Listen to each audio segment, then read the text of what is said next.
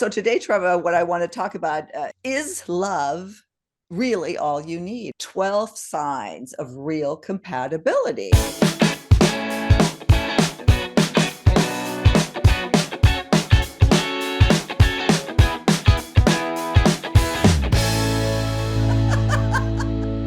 Thanks again for tuning into Second Act TV. Once again, welcoming back Treva Brandon Scharf, the dating coach, author of Done Being Single, and host of Done Being Single with her husband, Robbie. Treva, as always, thanks so much for being here.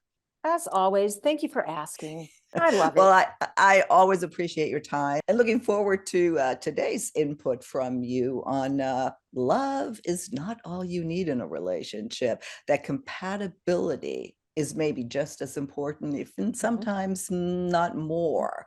So today, Treva, what I want to talk about, again, in my research, found these points. I think they're terrific for you.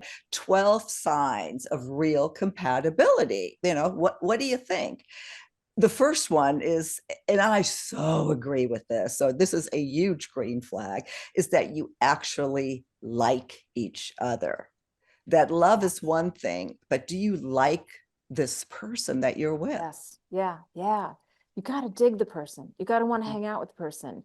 Otherwise, you're SOL, because that's the basis on which, right? You got to have a friendship. I so agreed. I mean, and we've done other segments on this, that friendship really is the basis of any long-lasting relationships. Yeah. And whether or not you like someone is so difficult to really look at honestly or without rose-colored glasses, especially at the beginning, because you want to like everything about them. And then you don't, you may not in 3-4 down the road. And that's why it's so I think it's just brutally honest. Be brutally honest with yourself about how you feel about this person in front of you. And I say that like, oh, of course I would do that. My God, I did this wrong so many times. But I know the importance of it. If you don't like someone, it's not going to work. Right. That also goes for their general character. They're who they are at their core.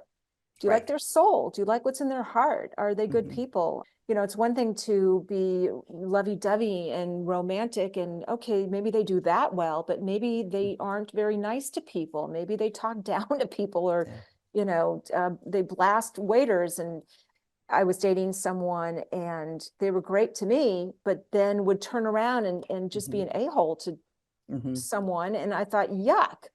I don't like this person. Well, ultimately, that will be directed to you. That's ultimately. Yeah. Absolutely. That is a huge red flag in this case. But today we are talking about the green flag.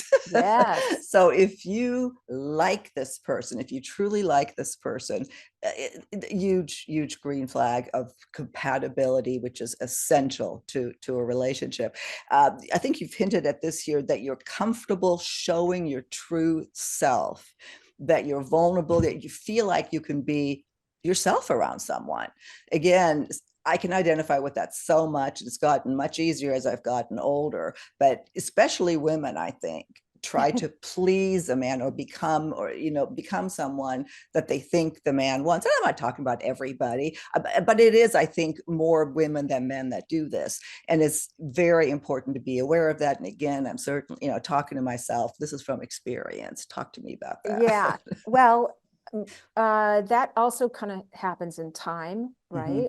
We get more comfortable and secure, and therefore we start to open up a little bit more. And I'm laughing because on my first date with Robbie, he told me he had hemorrhoids. He had what?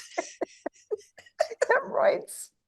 Oh, on your first date? Did he watch our segment on TMI? I like oh this my God, guy. that's too. I thought, I like this guy. Why did you have to tell me? Oh, that is too funny. I kind of, Doug, his honesty was sort of refreshing. I'm trying to think how that would come up, but maybe we'll talk about that. We'll talk about that amongst ourselves, Treva. Yeah. That is so funny. But yeah, I mean, actually, it's a great example of truly being yourself, being able to, maybe there is, TMI somewhere, but if you can Yeah. feel comfortable being yourself, my goodness, that's so important, because if they don't like you as yourself, then it's not going to work. Here's another good one. Your goals and your visions for the future aligns, and your moral code is on the same path. Whew, especially in this day and age. That is everything. Mm-hmm. It's everything. I said in the last segment, if you guys are not on the same page in terms of your direction and Mm-hmm. goals and future, you're SOL. It's Right. just not, it's not just not going to happen. So yeah, so green flag, big, huge green flag. Here's another one that is so important that so many people get wrong, is you're capable of healthy disagreements. I mean, how often have we heard that, oh my God, they never fight, they're the perfect couple, or, oh, I never fight with my boyfriend, we just get along so great, I just love him, blah blah blah. That's like the worst. That's a red Yeah. flag, because if you can't disagree, you're not being yourself. And you're making me think about my past relationships and how not authentic I was, how Mm. I just was not my authentic self and was Mm-hmm. afraid to cause disagreement or pushback or disagree, or I was so afraid. I just didn't, I wanted to go along to get along and be so easygoing, and aren't I Right. great? And Yeah. I'm so, agreeable, and Mm-hmm. which I'm kind of not. I mean, I am, but as it turns out, I actually, I have positions on things, and I have, I take exceptions to things, Mm-hmm. and yes, I'm in a marriage where, thankfully, I'm heard Mm-hmm. and not, and validated, Mm-hmm. which is another thing that I demanded, I asked for. I said, I really need you to hear me when I Mm-hmm. am not happy, or if I am, displeased with Mm-hmm. something, and not to be put down or dismissed, Mm-hmm. because it's shocking how we put on this act, right, Mm-hmm. to be loved. It's not about whether or not you fight or not. That's one thing. Somebody said this to me. These are my words of wisdom. It's not whether you fight or not, or how often you fight or not. It's how you get through it. What happens afterwards, and how quickly you get through it, and how quickly you Oh, forgive and yes, forget and learn, yes, yes, because yes, that is how yes. your relationship grows. I mean, I'm not talking about knock Yeah, them out, but yeah. yes, there can be disagreements. That's part of life and part of evolving. Oh, yes. And there's an art to that, by the way, conflict management. I mean, hello, we all could get good at it or better at it. Even the best of us who are so-called great communicators. Mm-hmm. Um, no, we can all learn, right? Mm-hmm. But yes, you're so right about getting through it. It's not, you're always going to come up, things, shit will happen. It's how you get through it that Yeah. counts. Just having heard that helped me in a lot of ways, because I was apt to hold on to things or be mad for 2 days, or it's just like, I'm going to show him, and it's like, so what are you doing? You want to get, just Yes. let it go. Oh, And yes. that has changed so many things. So if anybody out there can identify Yeah. with that, yeah, Yeah. just remember that as well. Well, then here, maybe not the most important, but just like almost right there, is sexual compatibility.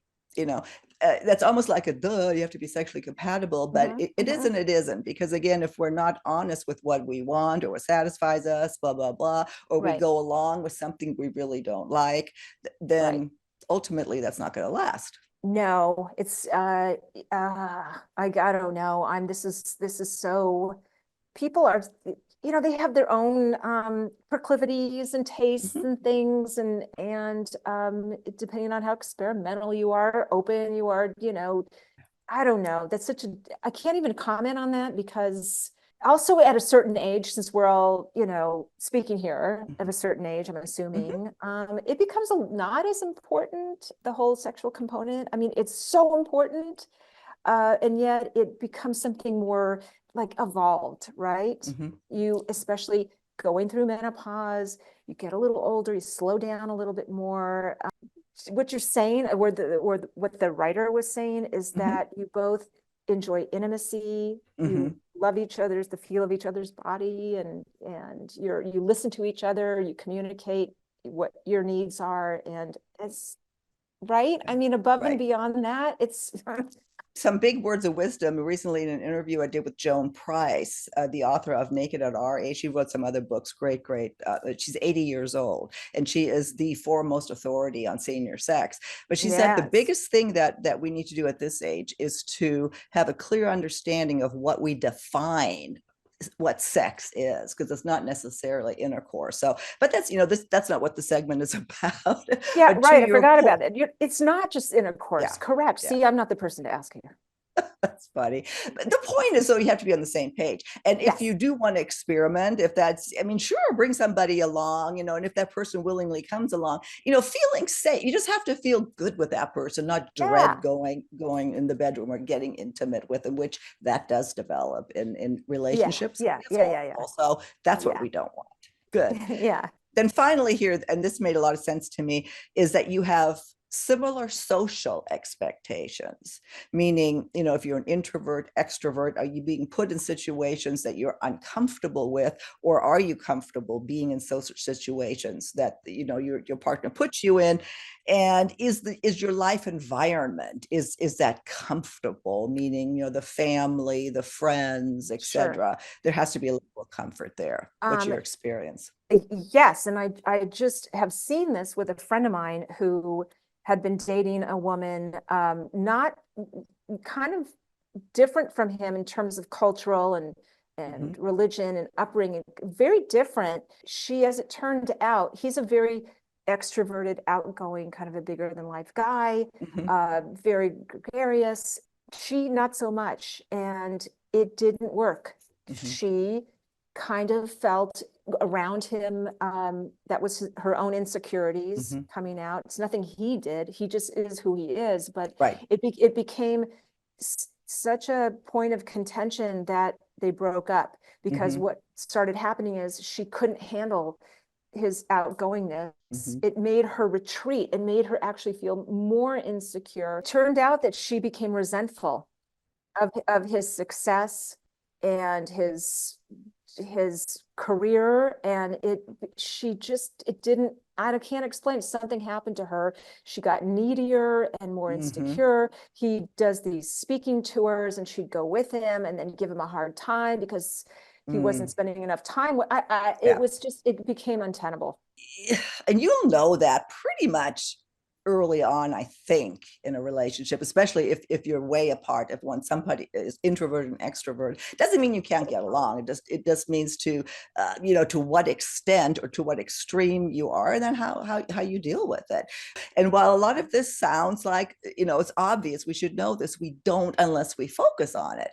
Just like this conversation, I think right now with the extrovert introvert, your story you told, that gets you thinking about what's happening in your relationship, and Mm-hmm, perhaps mm-hmm, what's happening in other people mm-hmm, right in front of you. mm-hmm. How would you like to close this? Anything you want to leave our audience with on compatibility? Again, I'm talking to an audience of my people, and Mm-hmm. we are all of the same cohort. We've all been around. We've all had a life. I know you're all super smart, and that's why I dig being on your show, because you're smart, but your viewers are like, they're so smart and engaged. So you guys all know probably a lot of this stuff. It's Mm-hmm. good reminders. The dating world is changing. I just would say I urge you to keep watching, because things are constantly changing, and trends and new Mm-hmm. ways of doing things and new ways of thinking. The good news for us is that we did date before, in a time before apps, Oh, yeah. where all of this stuff we're talking about, the basic kind of things that make you compatible, the Mm-hmm. fundamentals of relationships, they don't really change for Yeah. people our age. Yeah. I urge you all not to let online dating sour you.